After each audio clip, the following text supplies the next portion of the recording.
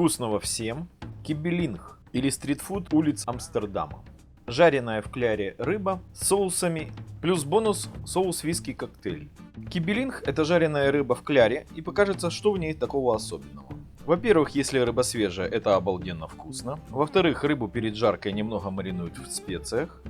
Да и кляр необходимо выдержать. В-третьих, подайте к ней голландские соусы, ремулат, равигот или виски-коктейль, и вы не сможете оторваться. Это можно есть, пока не лопнешь. В переводе это означает «щека трески». Как и любой фастфуд, он начался с портовых районов Нидерландов, где жарили обрезки, в основном трески. Сейчас кибелинг жарят и в Дании, и в Польше, и в Швеции, и еще в множестве стран.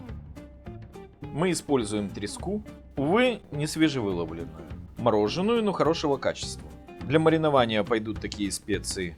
Кстати, не обязательно все, вы можете некоторые убрать по своему вкусу. Мы даем все, которые используют в разных вариациях. Так вот, специи обязательные: порошок горчицы, укроп, имбирь, белый перец, молотый лавровый лист, мускатный орех и обычная соль.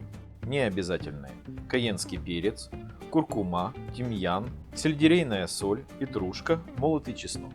Для кляра потребуется мука, яйца, пиво и молоко. А можно пиво или молоко, или соотношение поменять в ту или иную сторону. Собственно, это все. И будем приступать. Сначала приготовим кляр. Ему необходимо будет постоять, пока мы будем бороться с рыбой. Смешиваем пиво с молоком. Пиво, правда, не голландское, а бельгийское. Но они же соседи и, говорят, родичи. Религии, правда, их поделили. Ну то такое. Подсолим. Вобьем яйца. И все это тщательно перемешаем. Добавим муку. И опять перемешаем. Муку не сразу всю, частями, чтобы комками не взялась. И не бороться потом с этим. Добавляем и мешаем, пока кляр не станет консистенции густой сметаны. Помните еще, что такое густая сметана? Вот таким должен получиться кляр. Приготовили и в холодильник его, минут на 30, можно на час. Пусть там пройдут процессы соединения и связывания. Напомнило тесто для итальянской пиццы, там тоже надо в холодильник. Перейдем к треске, надрежем плавник по всей длине. Точнее, сделаем надрез с обеих сторон плавника. Точно так же поступим с нижним плавником. Зачем?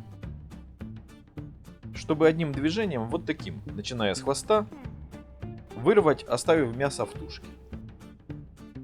Плавники, хребет, все это пойдет потом для приготовления рыбного фюме, концентрированного бульона. Рецепт фюме есть на нашем канале. Это очень удобно, иметь немного натурального концентрата бульона, который потом за 5 минут превращается в десяток литров настоящего. Снимем кожу, это легко. Подцепим к краю головы и, помогая пальцами, аккуратно сдерем с тушки. Можно помогать, подрезая ножом. Так иногда удобнее. Перейдем к брюшку. Во-первых, выбросим все, что там есть. Печени там уже нет, ее уже изъяли. Во-вторых, снимем черную пленку. Она снимается у трески легко. Главное загнать пальцы под пленку под центральный хребет. Легким движением руки брюшко становится чистым. Дальше требуется отделить филе от хребта. От хвоста, прижимая нож к хребту, введем нож к голове. Дошли до брюшка.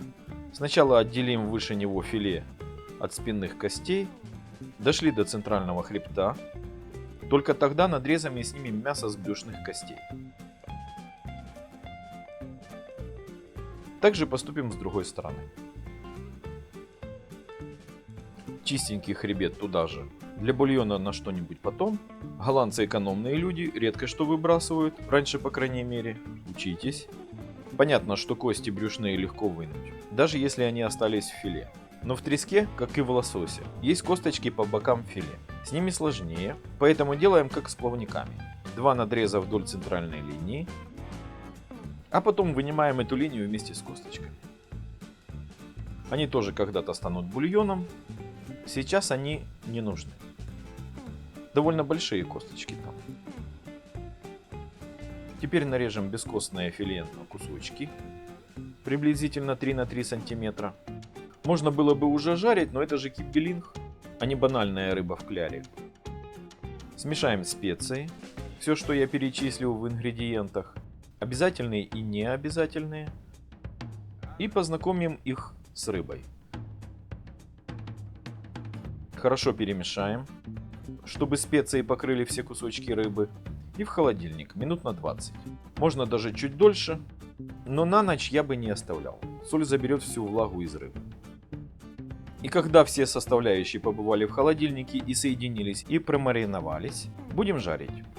Нагреем масло. Я проверяю сухой спичкой. Зашипело масло вокруг нее, масло нагрелось. Обмакиваем кусочки рыбы в кляр и отправляем жариться. Минут 5 это дело займет. Кстати, после того, как масло нагрелось на большом огне, убавьте огонь, чтобы за 5 минут кусочки стали золотистыми, а не белыми или черными.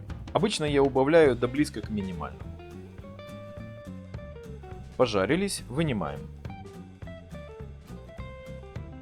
А затем очищаем шумовкой масло от капелек кляра, иначе они будут гореть и портить масло и наш киббелинг.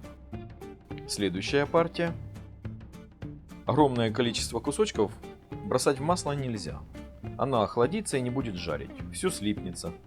Поэтому в своем объеме около 700 мл я жарю от 6 до 7 кусочков. 5 минут. Вынули и так пока все не пожарим.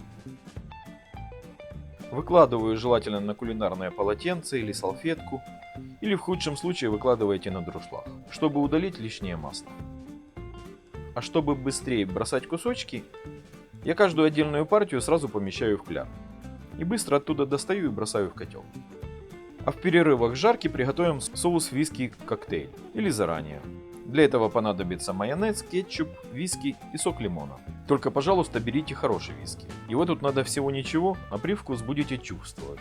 Будет виски Г и привкус будет Г. Чтобы его приготовить, надо все смешать. Конечно, выжав сок лимона. Только не всего, я беру половинку. А вы можете добавлять сок лимона на свой вкус. Выжали, добавили,